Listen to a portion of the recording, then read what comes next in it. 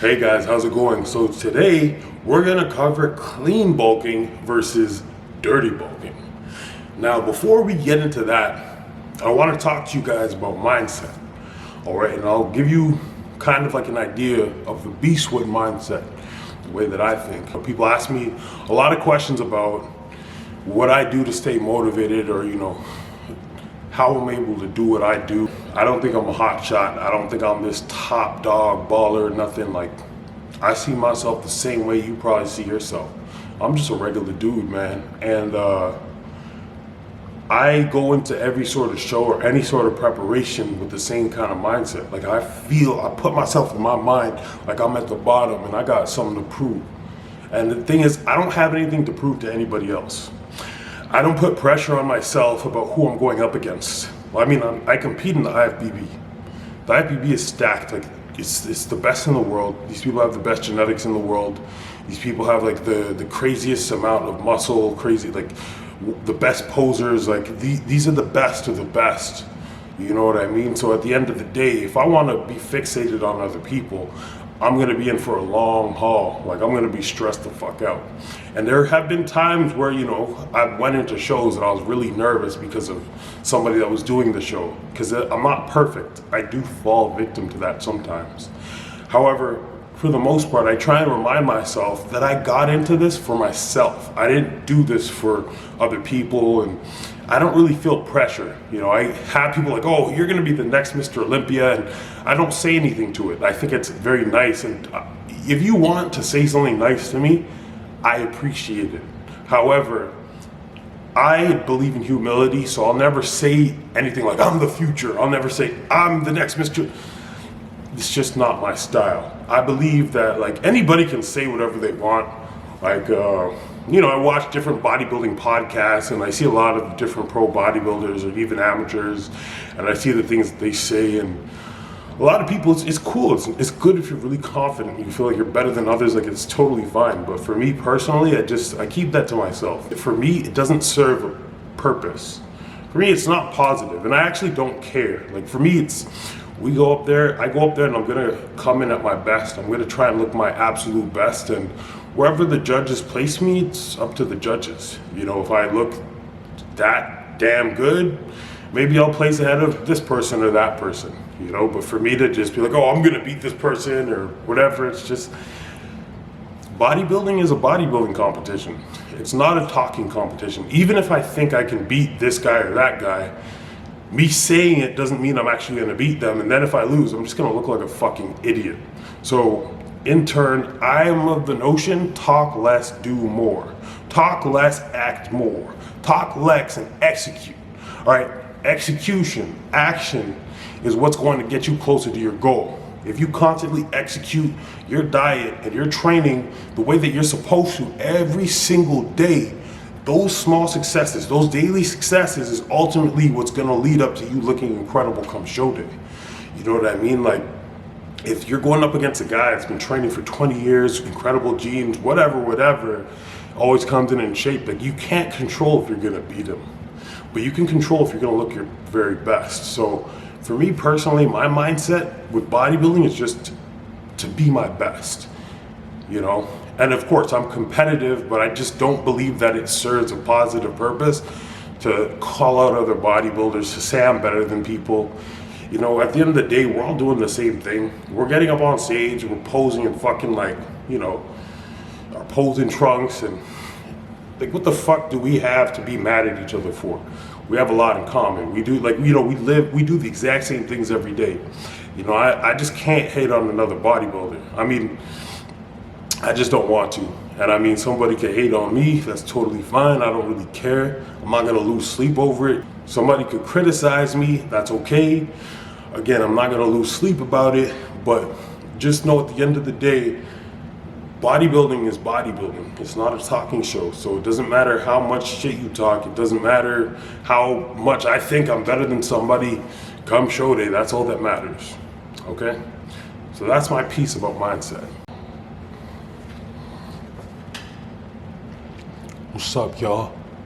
All right, so let's get into it. So I've been of the notion when I was younger, from watching, different YouTubers and whatnot, that to put on the most amount of muscle, I was under the impression that you have to do a dirty bulk. All right. So I've done quite a number of dirty bulks.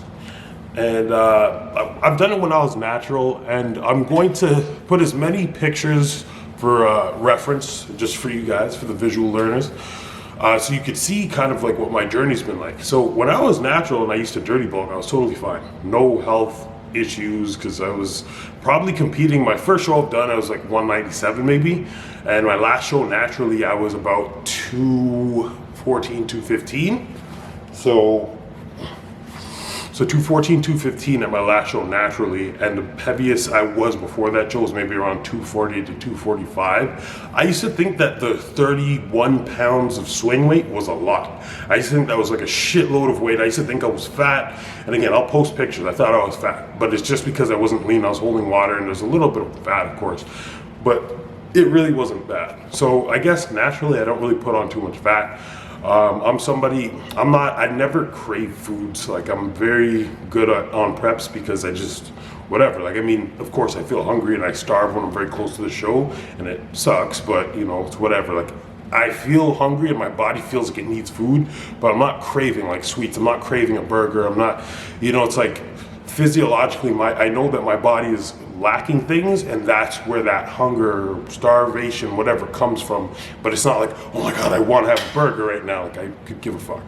So, with that being said, my dirty bulking experience when I was natural, the reason why I did it, all right, and this is entirely bro science. I'm not saying that it's extremely effective.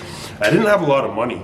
So, purchasing or going to a meal prep company and getting a bunch of chicken or whatever, getting certain things, an abundance of those proteins was very expensive. So the job I was working at the time, like, I wasn't making a crazy amount of money. So for me to fund like eating that much protein and making the amount of rice that I needed to make, again, I didn't have a lot of money. So and I was working so much hours at this fucking commercial gym. If you guys know Good Life, how Good Life's work. So it's like you're there like 10 to 12 hours, and I didn't drive at the time, so it was like I was working like 5-6 days a week, and I didn't have time to drive home and cook. I didn't have a rice cooker. So it was like, fuck, how can I get the most possible calories in and get a good amount of protein in so that I'm always growing? So I would always find cheaper ways to get food and get in as much calories as possible. So something that I always capitalized on was this pizza place called Pizza, and I would go there and I would get like this $5.64 with tax included pizza, and it was like 1,200 calories, and the dipping sauce like 300 calories. So that's an easy 1,500 calories is really to eat post workout. I had that a lot. I've always been an athlete. I was always much skinnier, thinner when I was younger, so I could get away with stuff like that. Of course, if you're somebody who has a slow metabolism, it's a ridiculous idea and you shouldn't do it. But it's something that I would do. I would always look for ways to, how can I spend as little money as possible and get a crazy amount of calories in. So I was always doing that, like getting in, like buying a packs of muffins or cookies and downing them Gatorades. Like, it was a shit show. But anyways, it actually worked for me, and I wasn't fat. I was healthy, and I gained, like, in 2 years of competing, like, I think I started competing, my first show was November 2015. My last show naturally was, let's say when I turned pro. And I turned pro in 2017 May. So less than 2 years, my stage weight went from 197 to 214, right? And of course, I know what I said to you guys about genetics. Genetics obviously has a role in that. However, I feel like my bulking methods worked because I never worked with a coach during the bulk season, because I always felt like it was a waste of money because I didn't have a lot of money, and I wasn't taking bodybuilding seriously to the point that I wasn't going to invest, half of my income to be a bodybuilder. I was just a civilian, and I happened to enjoy bodybuilding. So here are some pictures of me when I was natural and doing the dirty bulks. Again, like, whenever I went on preps, when I was natural. I spent so much more money on protein or like specific foods like chicken, beef, fish. I spent so much more money than in my off seasons because I ate a lot more flexibly. I'm somebody that's very big on like flexible dieting. I coached myself for Worlds after I turned pro. I did Worlds, so I coached myself for that. And the approach that I went with was a very flexible dieting approach to get me lean. Because again, I think I stopped working for a bit at Good Life. I wasn't working as a trainer for a bit, so I was, in a shortage of money, so I had to like do flexible dieting to, some people would say, if it fits your macros, but I wasn't even calculating macros. I just know my body so well, and I was kind of just eating very intuitively, and I didn't start following a strict plan that I gave myself until about 4 or 5 weeks out. And I'll show you the pictures for that. Here they are, and you tell me, you be the judge in terms of how I looked. So my opinion on clean bulking versus dirty bulking is, when I was natural, it was way different. It was way more healthy. I felt totally fine. It was more so to save money. I'm making way more money than I made back then, so I could fund proper diet and nutrition. This past year, my coach sent me a very clean meal plan, and I had like I think 1 or 2 cheat meals a week. No, I think it was 1 cheat meal a week, but the thing is, I went above and beyond that. And I have a training partner, and I live with a couple of other people. I live in the basement. They have different sectors of the house. It's a really big house. So Antoine Vaillant is one of my roommates, and he's pushing the food, eating hard and whatever, and his weight kept jumping up. And of course, we weren't competitive with each other, but it was kind of like competitive, kind of like, oh fuck, his weight went up to 303. Fuck, I better get in the 300. So it was like, he kept growing, I kept growing, or we'd snack more, we'd drink more juices with our meals to get them down, which was just a shitload of sugar. So in total, we put on a lot of fat. After Vancouver Pro, I started eating like shit. Like, I used to be able to eat like shit post-show when I was natural, and I was totally fine, like nothing. Your stomach would hurt a little bit, but after being on cycle and binging on food, it was horrible. I had like this crazy lower back pain. It was like you hold so much water retention in your lower back, which was just awful. I had acid reflux. I honestly felt like the shittiest I've ever felt. I couldn't drive. I would drive for like 7 minutes, and then I'd have to get out the car and take a break. I remember I had to fly around that time because I was in a long distance entanglement, and being on the airplane, I was stuck, and my hips would kill, my lower back would kill. It was like 3.5 hours of fucking pain and misery. It was horrible. And that was just the rebound. So now let me tell you about my 300-pound life. So, being 300 pounds, just 300 was not bad for me, but being 316 was horrible. Because that was the point where I kept pushing the food. It was like my body didn't want to be there, but I was forcing it to be there, to the point where, I feel like I'm going to throw up every meal. I remember the push to 316, I would feel like throwing up at the end of the day. It would take me sometimes over an hour to get in a meal.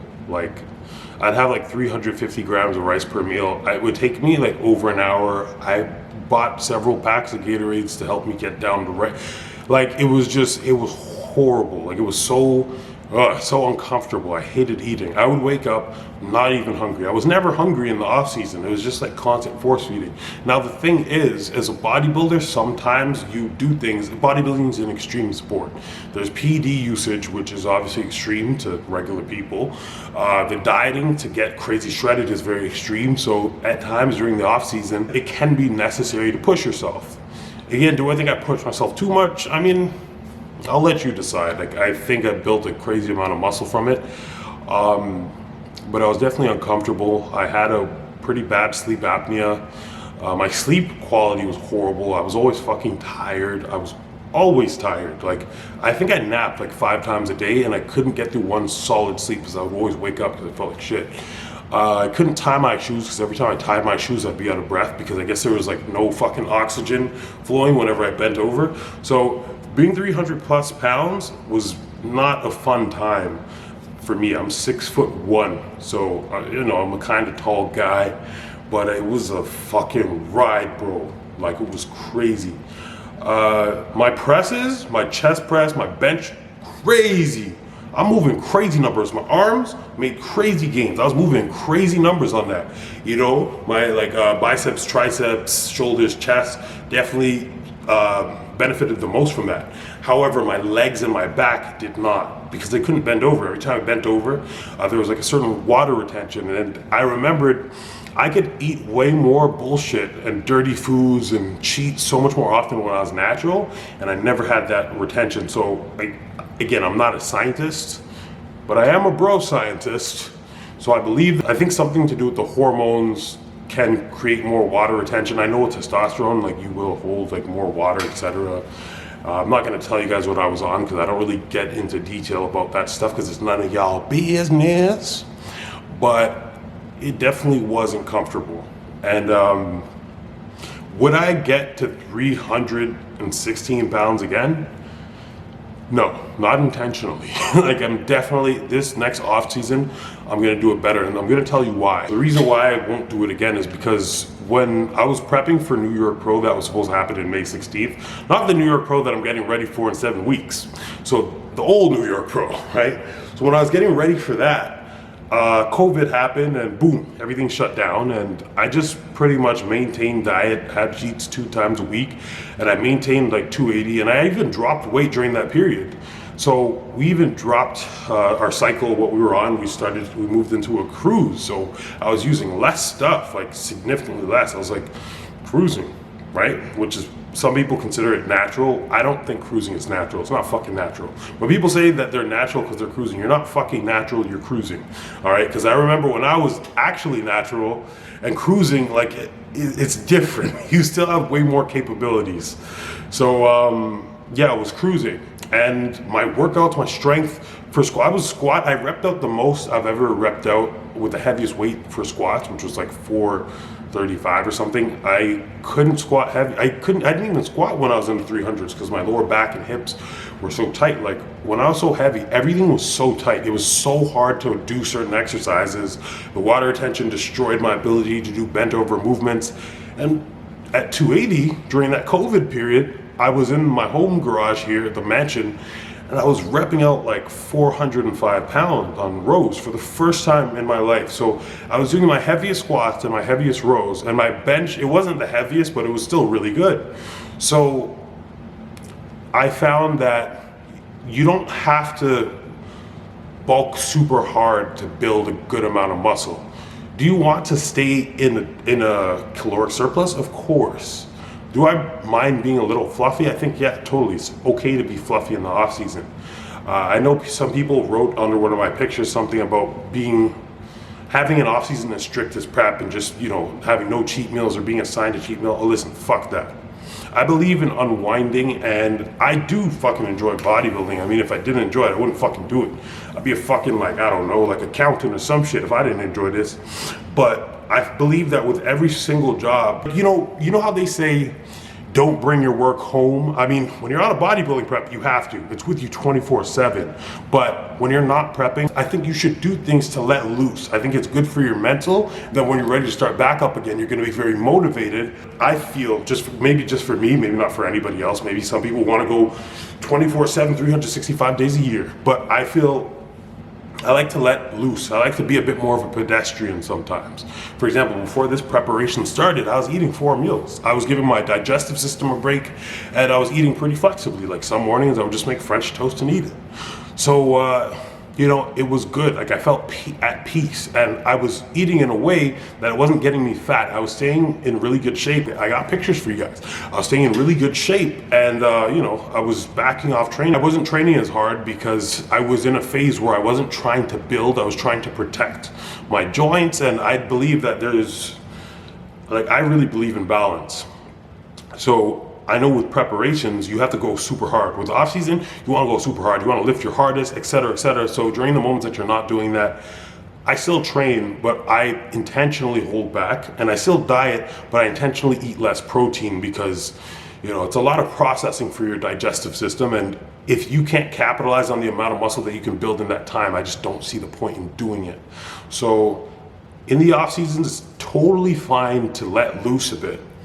But if you think that you need to get like bulk super hard to build muscle, I mean, it might work, but if you're probably gonna look like shit. You might not like how you look. Your stomach's gonna feel like shit.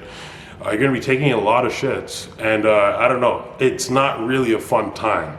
Do I think it worked for me? It definitely worked. I feel super muscular compared to last year. I feel pretty big. Last year I felt like a classic guy competing in open. I felt like a little guy. And not to say classic guys are little, I just felt little because I knew I was doing open. But this year I'm going into the competition season and I know I'm not like gigantic, but I'm not going in with like, fuck, I feel so small. I feel pretty darn big, if I might say so myself. So anyways, that's my take on the clean versus dirty bulking. I guess I really didn't say much about clean bulking. I just told you about my experiences with dirty bulking.